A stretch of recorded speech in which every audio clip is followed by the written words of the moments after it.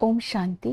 25 जुलाई 2025 की साकार मुरली से होमवर्क। आज की मुरली से फ्लो चार्ट को सामने देखते हुए किसी एक पॉइंट का चिंतन कर उसे धारण करने का लक्ष्य रखेंगे। और ये फ्लो चार्ट में जो पॉइंट्स दिए गए हैं, जिसकी जैसी परिस्थिति है उस अनुसार अपने लिए होमवर्क उस पॉइंट से ले सकते हैं। जैसे कि आज की मुरली से हम लक्ष्य लेते हैं, सूर्यवंशी में ऊंच पद पाने के लिए सतो प्रधान बनने का पुरुषार्थ करना है। हम स्वमान लेंगे, मैं मास्टर सर्वशक्तिमान हूँ। सर्वशक्तिमान बाप के साथ योग लगा करके स्वयं में सर्व शक्तियों को धारण कर अपने अंदर की कमजोरियों पर विजय प्राप्त कर रही हूँ। मेरा बोलना, चलना और कर्म करना सब एक रस होता जा रहा है, अलौकिक होता जा रहा है, परिवर्तन आता जा रहा है। इस तरह मैं अपनी कमजोरियों पर विजय प्राप्त कर शक्तिशाली बनकर वशीभूत आत्माओं को जो भी संपर्क में आती है उनको भी शक्तियों का सहयोग दे रही हूँ। तो अपने जीवन को कमल समान बना रही हूँ। तो इस तरह मास्टर सर्वशक्तिमान प्रभाव से मुक्त रहता है और कमजोरियों से मुक्त रहता है। तो आज का प्रैक्टिकल होमवर्क भी यही रहेगा कि मुझे कमल समान न्यारा बनना है। चिंतन करके लिखेंगे कमल समान न्यारे बनने की विधि क्या है और इससे मुझे फायदा क्या होगा।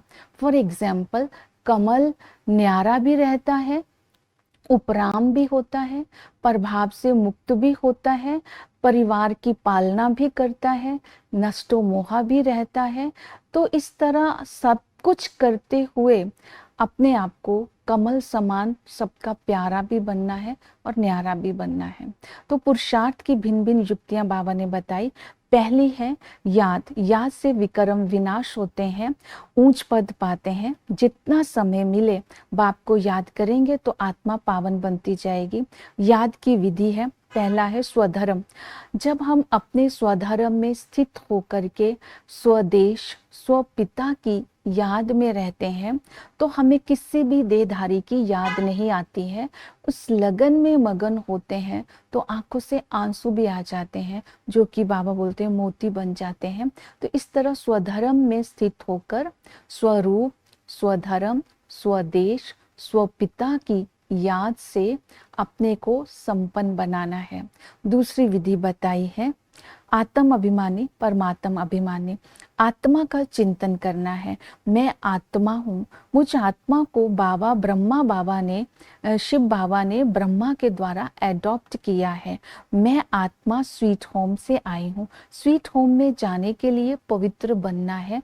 अभी मेरा 84 का चक्र पूरा हुआ। परमात्मा भी निराकार है, वो मेरे माता पिता है। उसी के लिए गायन है माता पिता का, वो ऊंचते ऊंच है। संगम पर आकर इस दुनिया के अजामिल जैसी आत्माओं का भी वो उद्धार करते हैं। तो लक्ष्मी नारायण को भी उन्हें भी उनके द्वारा ही ऐसा पद पाया, उनको लायक बनाने वाले हैं।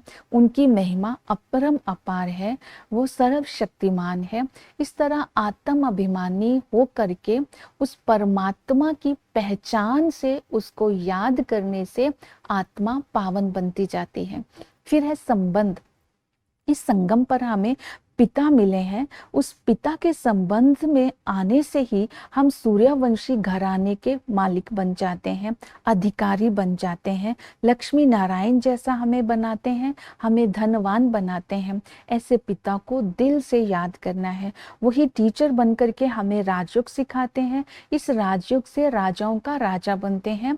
इस राजयोग की पढ़ाई पढ़ करके अपने आप को राज्य तिलक के लायक बनाना है। इस पढ़ाई में एम ऑब्जेक्ट है। इस पढ़ाई से बुद्धि का ताला खुलता है। इस पढ़ाई को पढ़ना भी है और दूसरों को पढ़ाना भी है। इस पढ़ाई में कोई फीस नहीं है, हिम्मत रखनी है। इस पढ़ाई को जितना धारणा में लाएंगे उतना ही श्रीमत पर चल पाएंगे और पवित्रता की धारणा कर सकते हैं। और वो जो पढ़ाई नहीं पढ़ते हैं वो ऊंच पद के लायक नहीं होते हैं। वो सतगुरु आकर के हमें शांति धाम और सुख धाम का रास्ता बताते हैं। तो जब हम पावन बन जाएंगे तब हम अपने सुख धाम में जाएंगे वाया शांति धाम। फिर हमें बाबा ने अटेंशन दिलवाया धारणा के ऊपर। बाबा ने कहा पवित्र रहने वाले बच्चे अच्छे होते हैं। ईश्वर का बन करके पवित्र बनना चाहिए। तो पवित्रता की प्रतिज्ञा करके अगर हम पतित बनेंगे तो बाबा ने बोला इसका दंड मिलेगा, काला मुंह करने से अपने ऊंच पद नहीं पा सकेंगे। तो स्मृति रहे, मुझे राजधानी में ऊंच पद पाना है, स्वीट होम में जाना है, तो मुझे पवित्र जरूर बनना है। इसमें दिल शिकस्त नहीं होना है, मूंझना नहीं है, लौकिक में रहते न्यारे रहना है, वायुमंडल के प्रभाव से अपने को मुक्त रखना है, तो कमल समान रहना है, खुद भी संतुष्ट रहना है और दूसरों को भी संतुष्ट करना है। कोई भी ऐसे वैसे संकल्प आए तो सेकंड में उनको फुल स्टॉप लगाना है। बाबा ने श्रीमत दी कि बायोस्कोप नहीं देखना है। जो बच्चे बायोस्कोप देखते हैं वो अपवित्रता के पुरुषार्थ किए बिना रह नहीं सकते हैं। इस श्रीमत का भी अब पालन करना है। फिर बाबा ने हमें वैराग्य दिलवाया जिसमें मनुष्य खुशी समझते हैं। इस कलयुगी दुनिया में जिन जिन चीजों में मनुष्य खुशी समझते हैं वास्तव में वो अल्पकाल की खुशी व सुख है। यहाँ इस दुनिया के इस समय जो सुख है वो काग विष्टा समान है। ये दुनिया विनाश होनी है, तो ये अविनाशी खुशी को अगर तुम याद करोगे, अपनी राजधानी को याद करोगे, अपने घर को याद करोगे, तो इस दुनिया से वैराग्य और इसके साधनों से वैराग्य, शरीर से वैराग्य स्वतः ही आ जाएगा। तो इस तरह बाबा ने अपनी लक्ष्य की स्मृति दिलाई, अविनाशी पद की स्मृति दिलाई और घर की स्मृति दिलाई, राजधानी की स्मृति दिलाई। उन संस्कारों को इमर्ज करते हमारा वैराग्य खुशी से है, नॉलेज से है।